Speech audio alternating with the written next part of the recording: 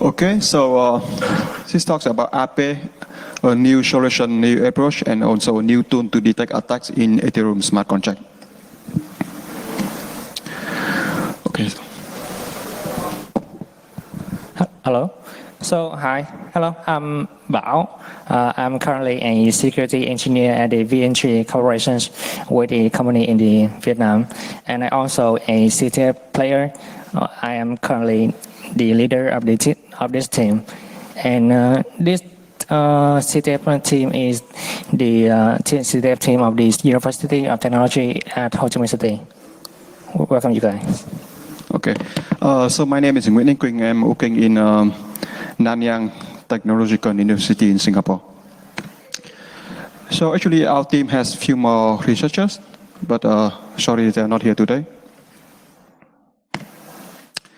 Okay, so this talk we take a quick look at the background of Ethereum smart contracts, Ethereum platforms, and we try to classify the vulnerabilities that can happen in smart contract on Ethereum platforms.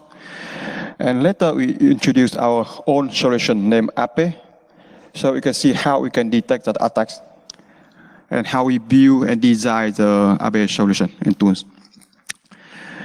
And after that, we show you the result, how you can use our solution to detect attacks on the Ethereum blockchains. And we have some live demo as well. Okay, first part, some background on Ethereum smart contract. So the idea behind blockchain is very simple. It's public distributed database that all the update on the database cannot be reversed. And blockchain has some very unique features. So the platform encourages people to participate into maintaining and running the blockchain. And on return, you get some rewards, which can be a token, like Bitcoin, for example. And Ethereum is another very unique blockchain platforms.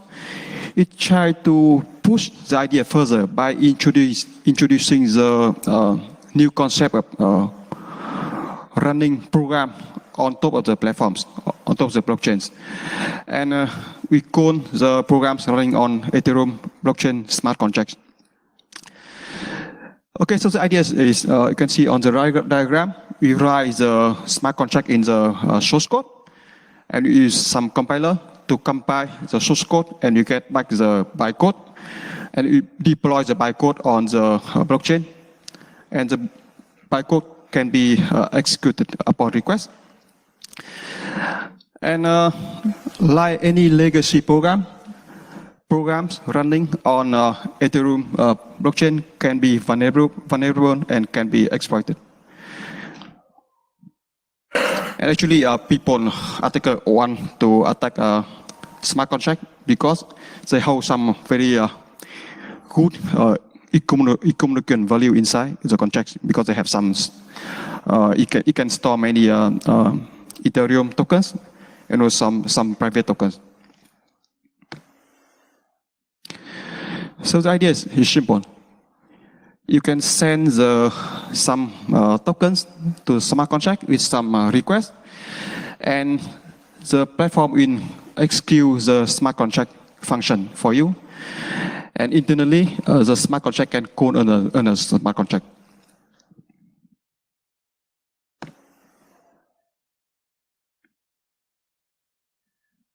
So smart contract also has some permanent storage. So the idea is that each smart contract can be given some private storage, and smart contract can have some internal states, some internal variables, and the private storage of each smart contract can keep all of those internal state and its internal variables, like you can see on the screen. And the storage of the smart contract on Ethereum is organized into slots. So one variable can be in one or more slots. Okay, so because the smart contract on blockchain can hold some huge money in terms of tokens, a lot of attackers want to attack the smart contract to get the money out. And we show here some very big cases. In that, the attackers can attack the smart contract and get out millions of US dollars. Okay, so the question is how to detect bugs or vulnerabilities or zeros inside smart contract. So far, there's many solutions, but all of them focus on auditing. So given the source code of the smart contract or the bytecode of the smart contract, they try to audit to find bugs inside smart contract. This all happened before we deploy the smart contract to the platform. So in this work, we try to have another solution, another approach. So we do not audit the code, we do not audit the smart contract, but we try to monitor the smart contract when it runs on the platforms. And by looking at the transaction happen when all those smart contracts running, we can try to find something abnormal. And based on that, we can detect attacks. So here's the idea. We look at some smart contract running on the blockchains, and we watch all the transactions happen with the smart contract. And based on some known patterns of vulnerabilities, we try to find the abnormal behaviors happen with this smart contract. And we can report if something wrong happened. And based on that, we can also detect zero-day attacks happen with this smart contract. Okay, in the next part, we look at some known vulnerabilities happen with smart contracts. Sorry, okay, yes. So the bugs happen with smart contract can happen at many levels. First one is programming language level. And the second type of, the second level is bytecode or virtual machine or even compiler level. And then some bugs can also happen at lower level of the platforms, but that's out of scope. So in this work, we focus on detecting bugs happen in the programming language level and bytecode or virtual machine or compiler levels.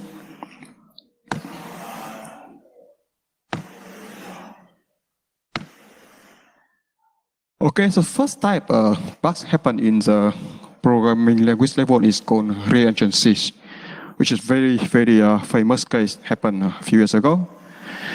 The idea is that the contract can hold is a token, right? And the contract can call another contract.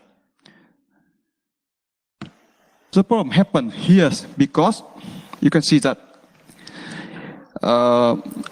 when the contract call another contract, it can execute the fallback function. And if some logic is implemented wrongly in the smart contract, it can update the state before it sends the money. So you can see here on the screen, the attacker. Okay, so we have some bugs inside the withdraw function here. So you see that this function tries to check the balance of the sender.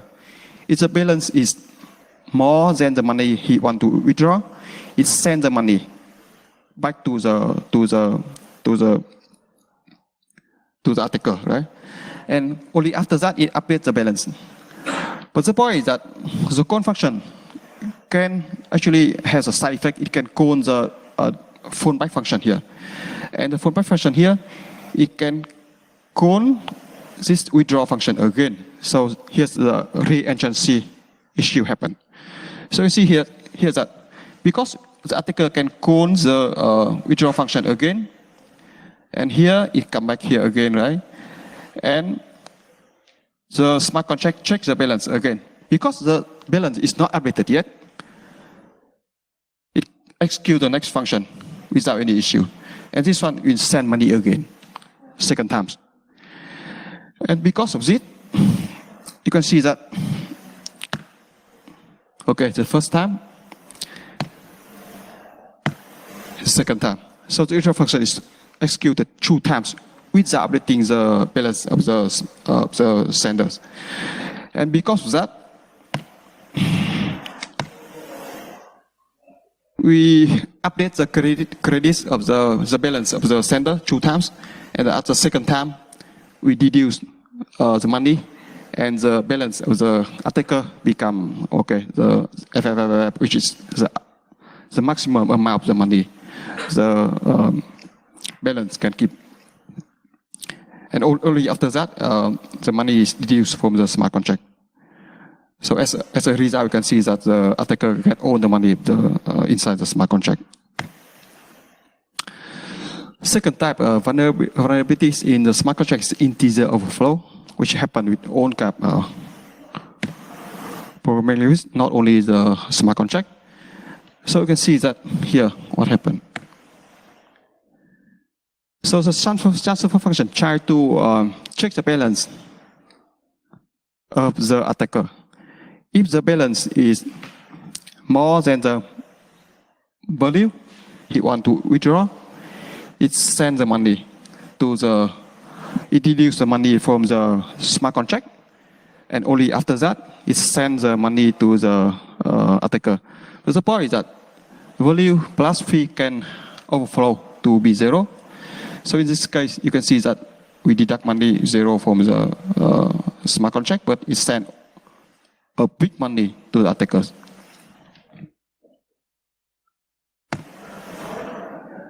The next issue is array overflow. So you can see that in this case, because the array, the set function can set the value to some slot in the array, but it extends the boundary of the array without checking the boundary. And what happens is that you can call this function many times, and eventually it overflows the unbounded array, and it wrap back. And because there's some bug in the compiler, it can override to another slot, which is the owner in this case. And you can see that if you call the set function many times, you can override the owner, which is the arrest of the smart contract. After that, you can do something that is not supposed to do. So the next issue is uninitialized storage pointer.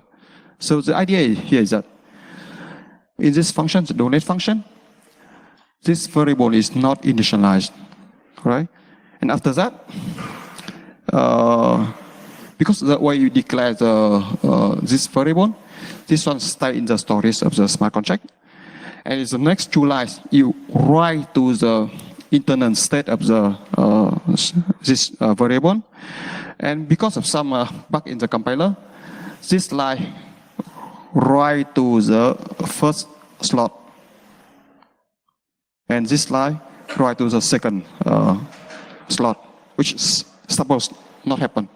And this line actually, you can see that here you override the owner variable of the smart contract. And because after this, you call the donate function, you become the owner of the smart contract. You can withdraw money, you can do something to drain the money of the smart contract.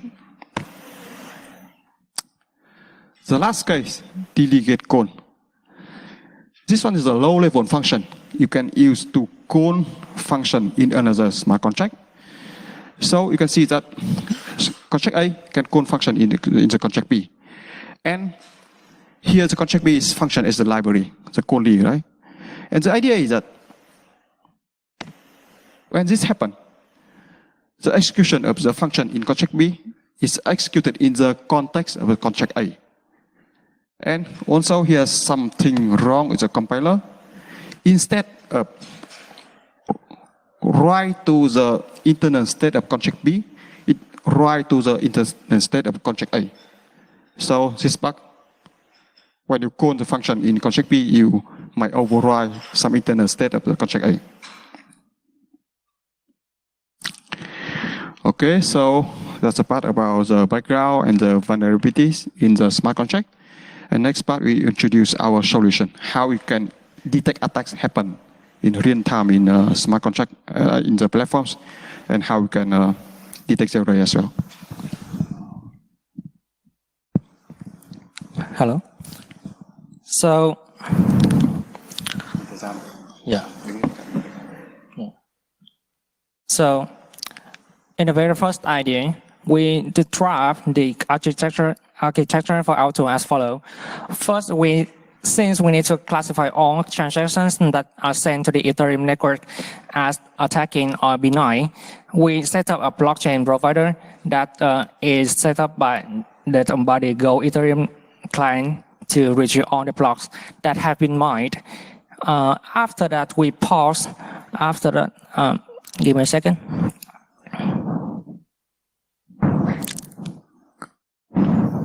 Here. After that, we pause on the block inside this.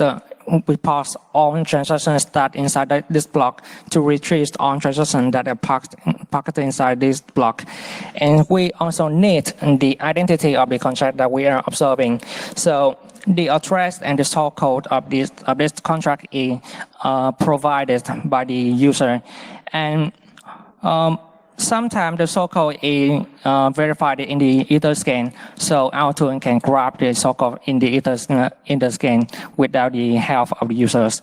And all of the information about the source code and the address of the contract, and along with the transactions that we have get from the get client, we pass it into a diagnosis model. And from this one, for each kind of attack that we will present some laser, and we will present laser, and the abnormal behaviors will be recorded and reported to the users after that. So how do we extend the architecture to capture the attacks? And I will explain it into some cases that I have proposed. So in the efficiency case, there's a lot of internal transactions that have been created because the characteristic of this vulnerability is that a contract A can call to the contract B, and the contract B is calling back to the contract A again. And this attack can internally call to the contract again and again for multiple times. And because of that trace that have been recorded in the transactions, we can use it to detect if there are any duplicated contracts that have been called at least twice. And if there's a contract that have been called twice, we call it like a reentrancy attack have been exploited. So about the integer overflow, all executions in the EVM bytecode are performed and affect to the stack state. For each step of the instructions, the stack state change and leave some interest evidence.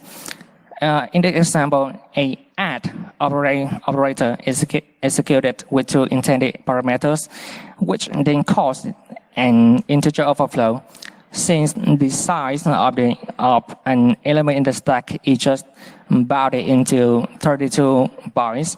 So after execute this operator, the add operator give us an integer overflow value. But internally in EVM, there can exist some operations resulting in overflow value. It's due to the nature of the Ethereum, it's not a exploitation. So it will see all overflow cases are the attacks. So this can lead to a high falsity in the final result. To address this problem, we will track along the state of the stack to determine the overflow value originated from a user input. if it's not originated from a user input, so it's not a integer overflow exploitation. And our tool will mark it as a negative case. So years ago, a contributor in the Ethereum project lists all possible cases that can lead to a integer overflow. And thanks to this list, we implement a detection that catches on arithmetic instructions that violate these conditions. About the array overflow attack, it's the same thing with the integer overflow. And the array overflow does have a add operator in here to find out which slot will be stored in the next step.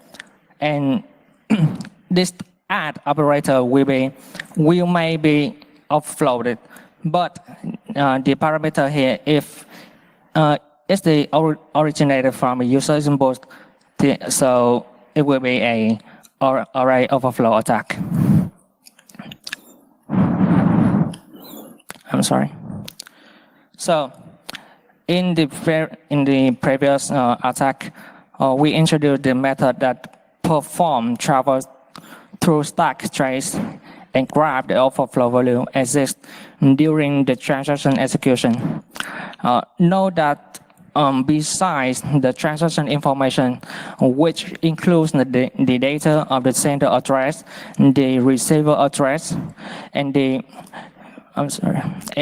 amount of the transferring money, the transaction data to trigger the smart contract functions, we also need to re-execute the transaction in order to obtain the stack state history. And to obtain these re-executions, we don't need to have to build a emulator, but we can use the Go Ethereum client to get an API that allows the users to query the debug logs, which is the stack state history that we're discussing.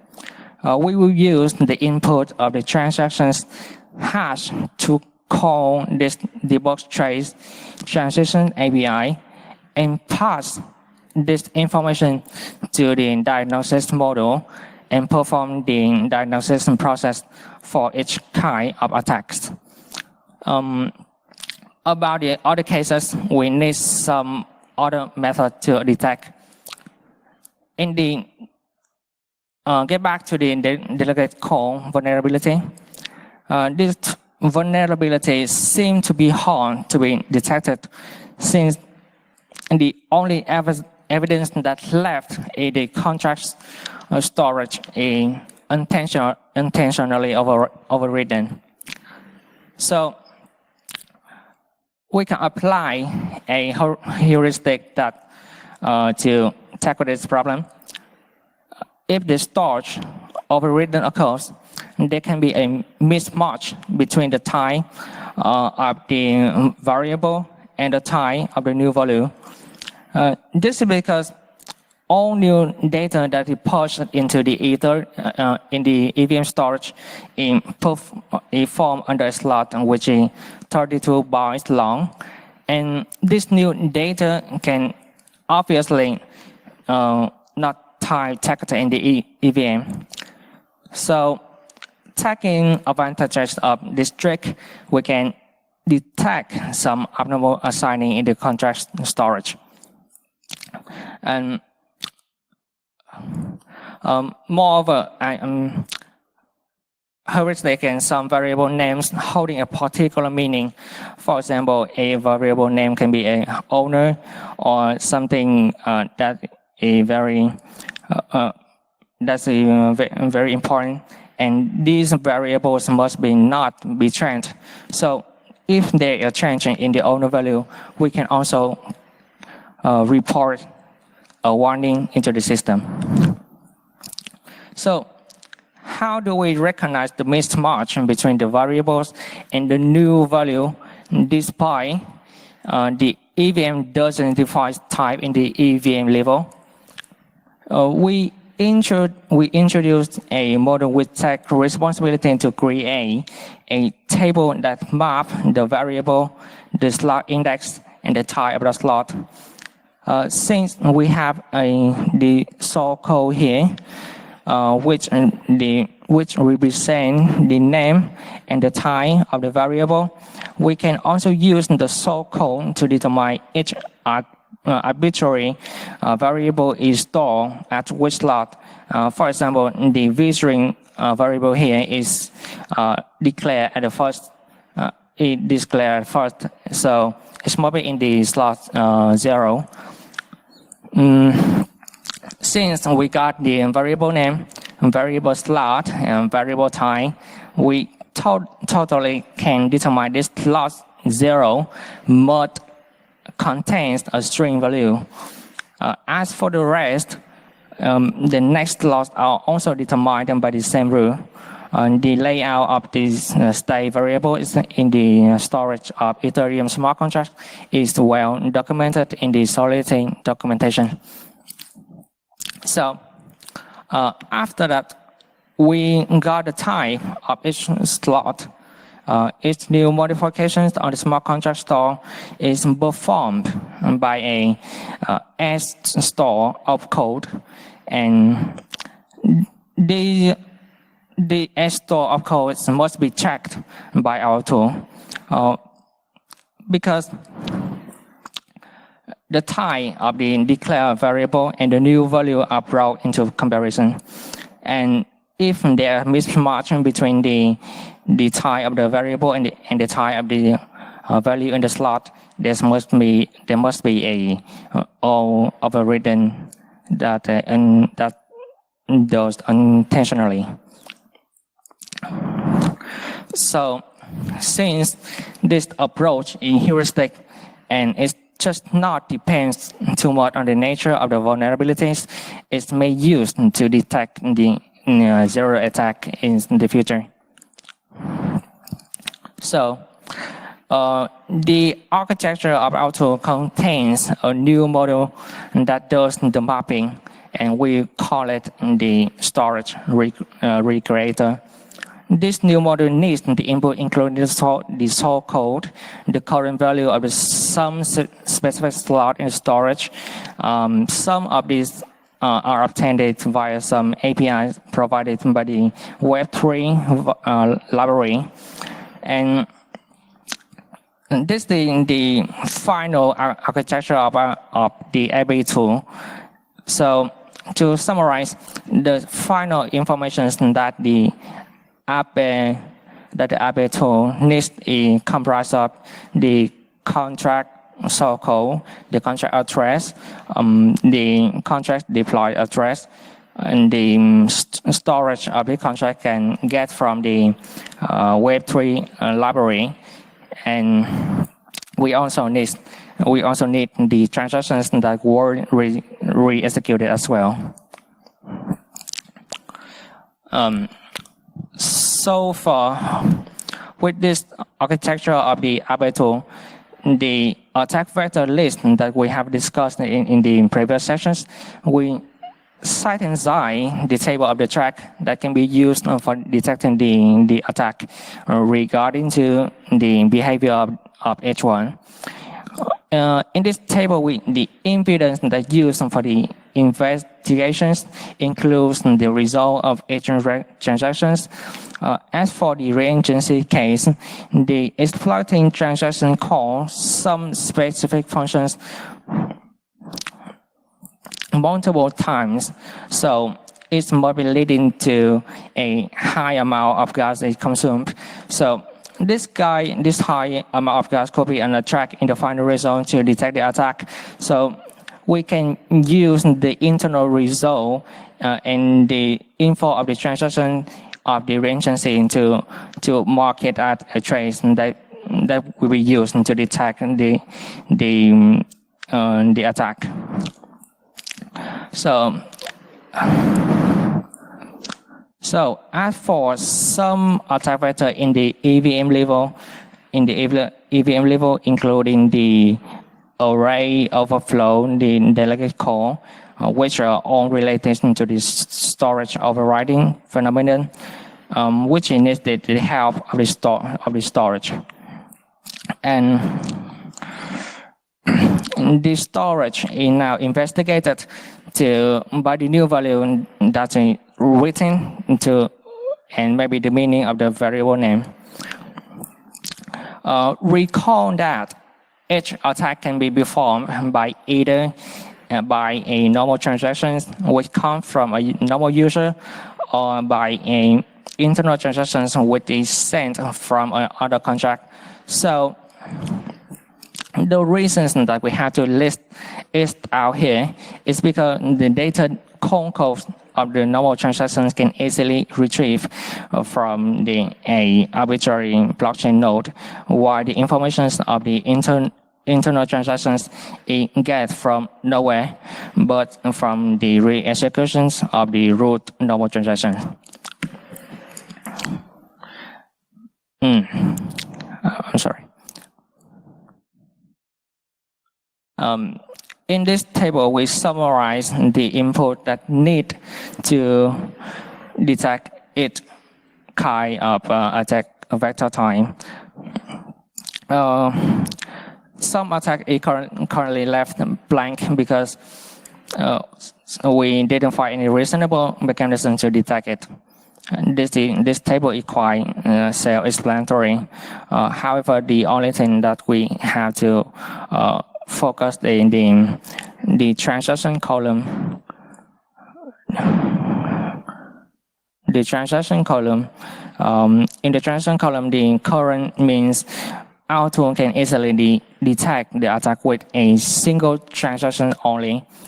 On the other hand, the all transaction mean Aave needs to re-execute all transactions from the very first transaction that appear in the Ethereum network to the newer transaction in order to detect this corresponding attack vector. So, come to the demo part. The DAO attack.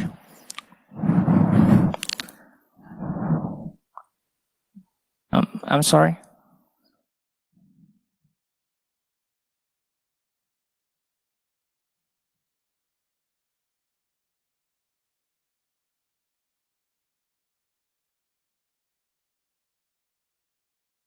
I'm sorry.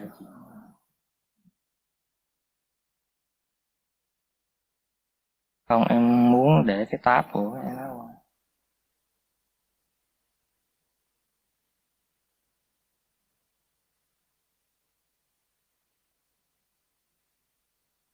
Oh, I found it.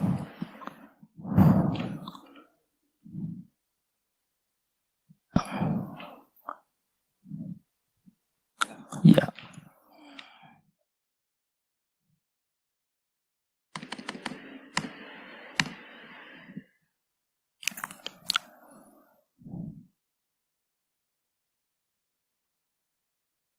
Okay, so we have a contract that represents the reentrancy case. Because the reentrancy case requires a timer that needs to execute at a specific amount of time. So we just don't have time to wait for it in the demo part. So I try to demonstrate it in a simpler version of reentrancy attack. So in the reentrancy attack, we have a deposit functions and a draw functions that allow user to deposit her money and draw it back later. So the first step we have to deploy. We have to deploy the transaction.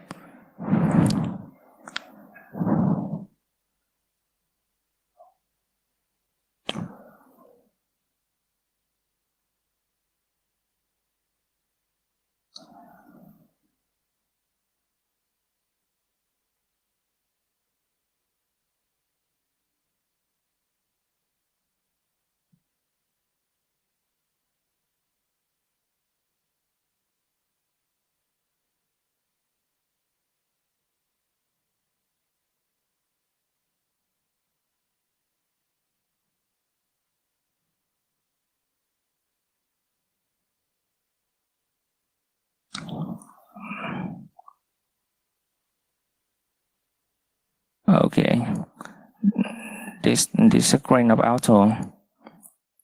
So after we deploy this transaction, we have to put the address of this transaction into auto.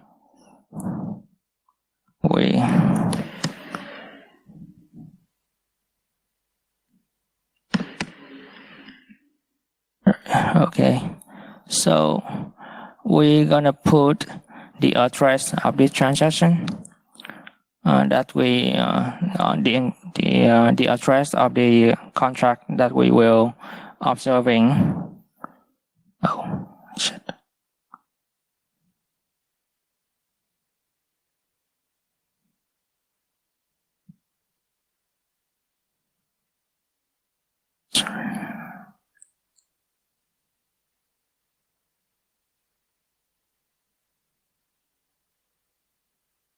Okay, we put the address of the tool, and then we put the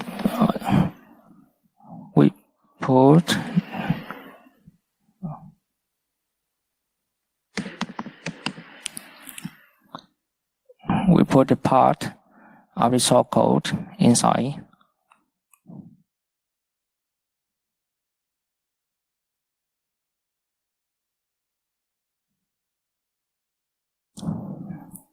So it's also going to load this contract into here and then perform some detections. But it's just the block that previously mined in the network. So now we're going to perform some attack into this contract. The first thing I have to and I will deploy a contract that have initially 10 way, for example.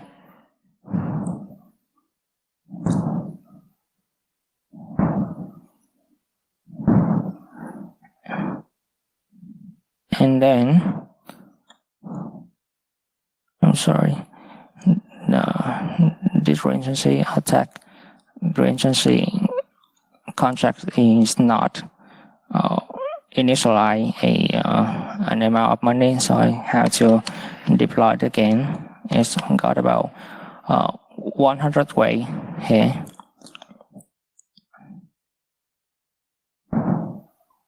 Okay. After deploying, we will put it into auto again.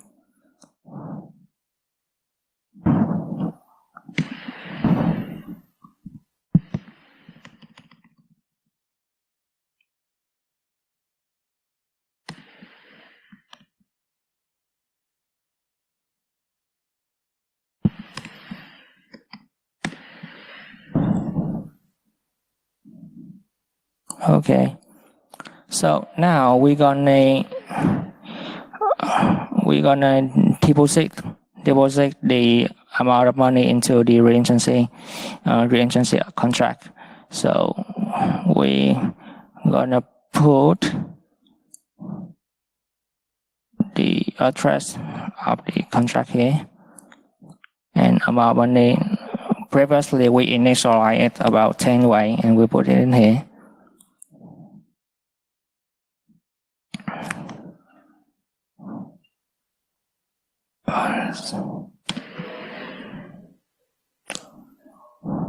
Okay, actually executed successfully, and we will check it, the balance of this address. We had 10. So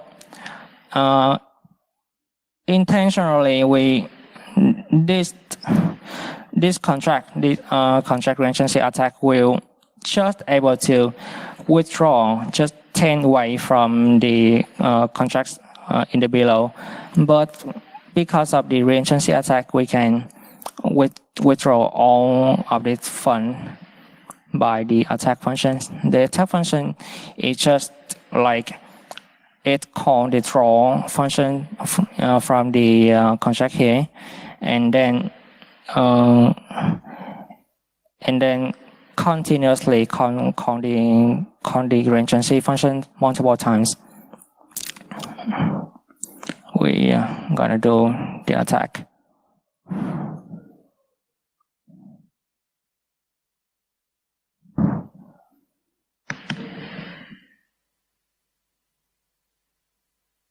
Which is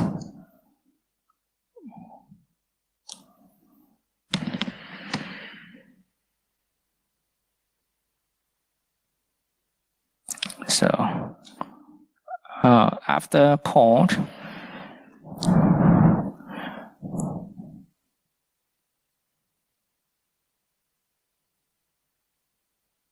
the user balance is now succeed a lot of money, but where my regency?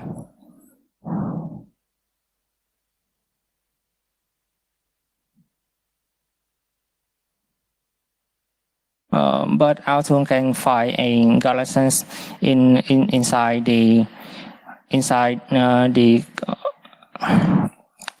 during the execution of the transaction. The galaxies is one of the nature that the regency attack will give out. So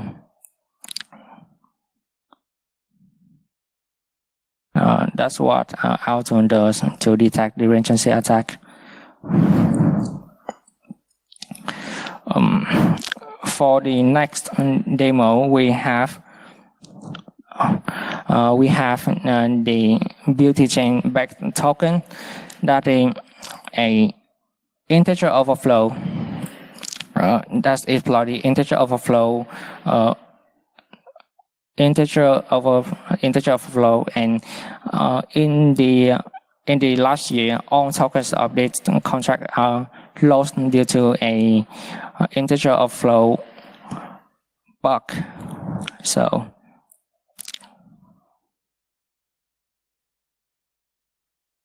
we're gonna put in here.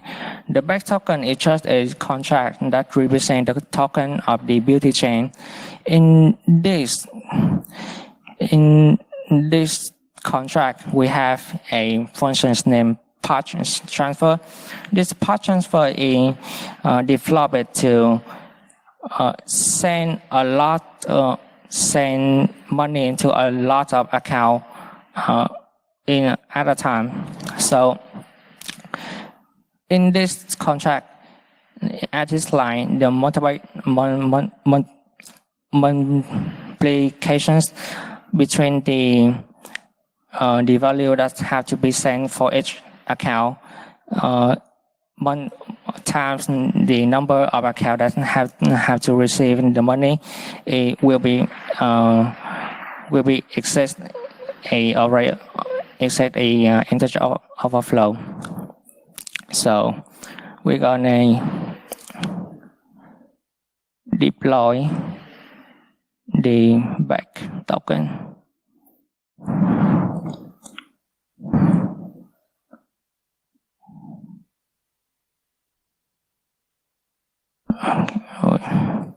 We can apply the A token, and we will see the address, the balance of the owner. He will have a lot of money, and we will act as a hacker that have no money at all, but still able to perform to gain a lot of token inside here. And this the account of the hacker have no token at all. So this hacker will call the path transfer function. Will call the path transfer function with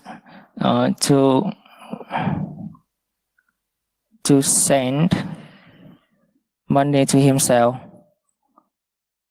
with the amount of 2 of this thing.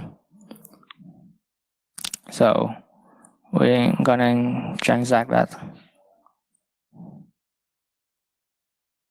Oh, I'm sorry, I forgot to open the observation for this contract. I put it in here.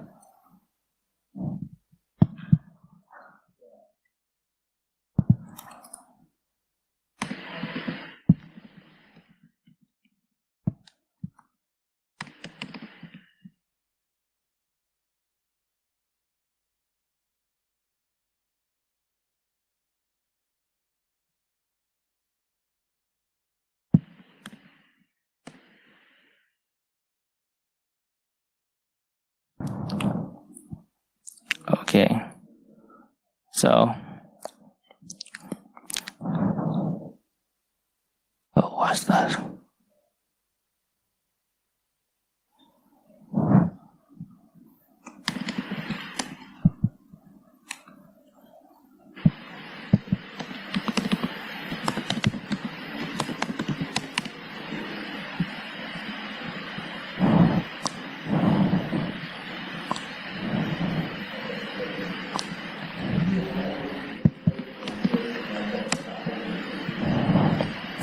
Okay, we will start to observe the contract from the block 216.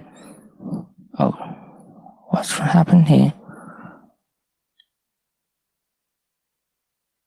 I don't know. No, maybe due to the network. So I'm gonna play the video of the demo instead.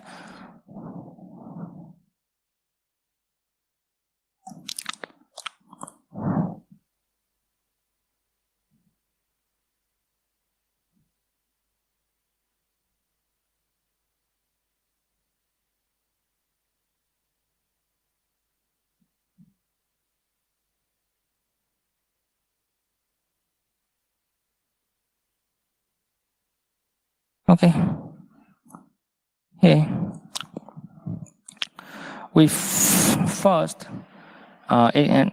deploy the contract of back token. And then after the previous step that I have done before, and we show that the hacker account have no money at all, and we will put the contract inside our tool to observation if there any abnormal behavior. And then after that, we will call the proper payload to the part transfer function, and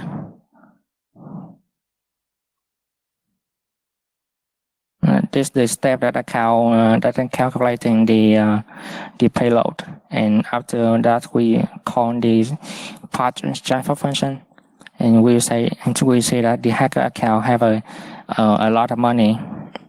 And get back to our tool, we say that the integer overflow has been recorded inside the API tool with the corresponding of code a multiplication, and at the execution step a 165.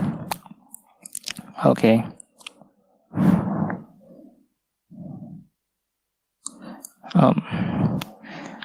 And the last cases.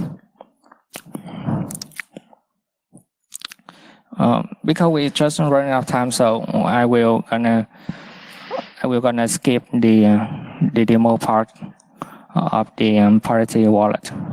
So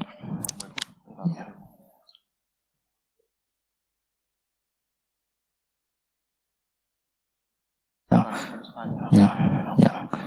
So our tool have been tested from many test suites, and the test cases that we have we collect from the attacker contracts and some simple contracts that contain vulnerability that we sell right in it to demonstrate the vulnerability in the contract, and we then try to exploit ourselves.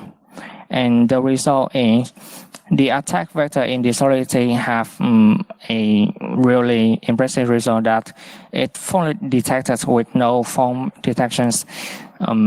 For example, the recency attack, we can detect it with 10 positive, 10 true positive, and 7 true negative detections, and there's no false detection at all.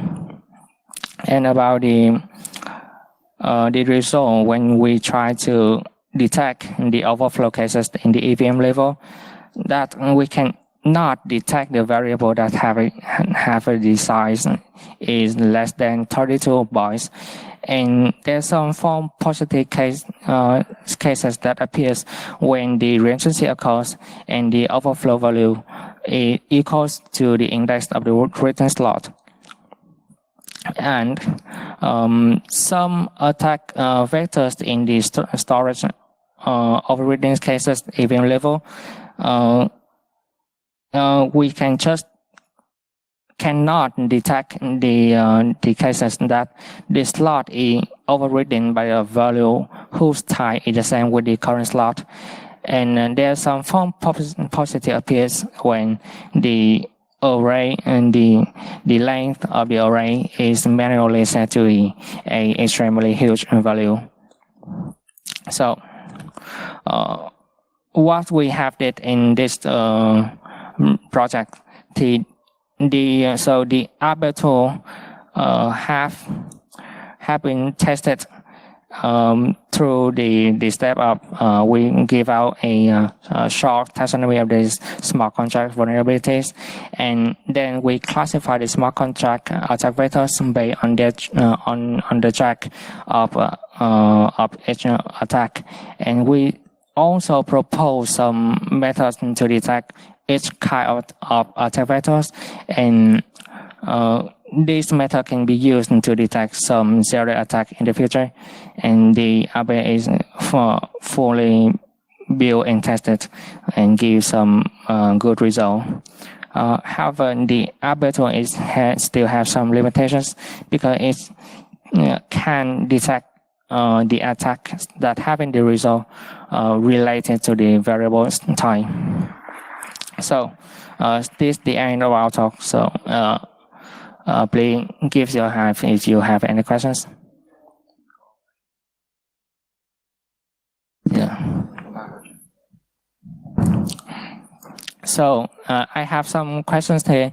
The first question is, how scalable is Arbor current security scanners for Ethereum smart contract?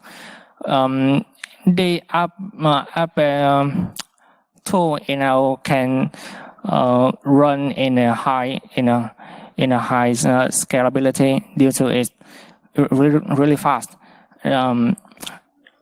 Although it have to re-execute from the first block to the last block to retrieve all transactions that have been executed in the Ethereum network, but this just have been need to done just one time for each kind of attack, for each kind of contract.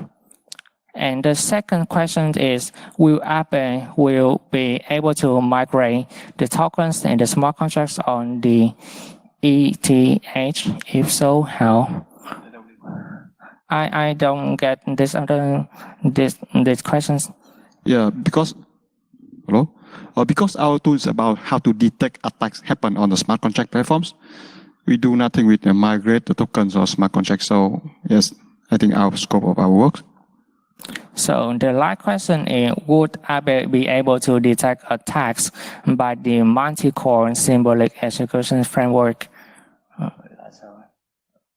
I think I would rephrase this question to be, can we detect attacks that's already detected by multi-core, right? And yeah, I think you can show the last slide. There's some limitation, but yeah. Actually, I think that there's some misunderstanding here. The multi-core symbolic execution is a framework that does the symbolic execution that to explore some path and give the result of all the explorable part of the contract, but it's not the kind of It's auditing tool. Multi-core is auditing tool. Yeah. But take another approach. We try to detect. Yeah, it's a different approach here. We try to detect the attack, but the multi-core is trying to play the symbolic execution in the smart contract. But yeah, I think this question is still relevant because they want to know if you can detect the same bugs that can be found by the multi-core. So I think you can show the result limitation. So you can see that, okay, we detect similar bugs, but we have some limitation as well.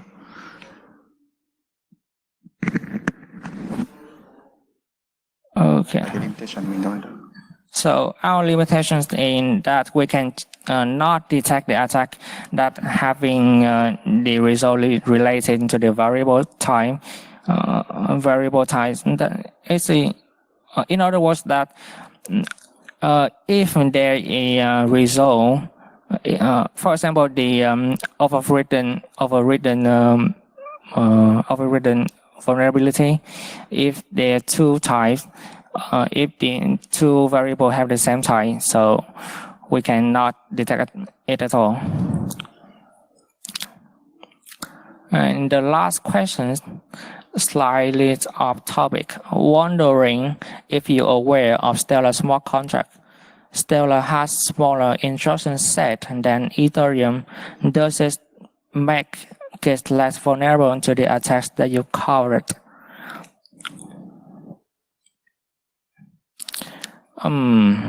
Okay, so for this question, personally, I do not do anything with Stellar smart contracts. But I think the idea is that each platform has some very unique bugs. Like some bugs happen on Ethereum, might not happen in Stellar platforms. But anyways, I probably smaller instruction set is not the reason that it can has less bugs anyway. But yeah, we don't look at the Stellar platform, so we have no idea about that. Okay, thank you. So no more questions? Thank you so much. Thank you for having me.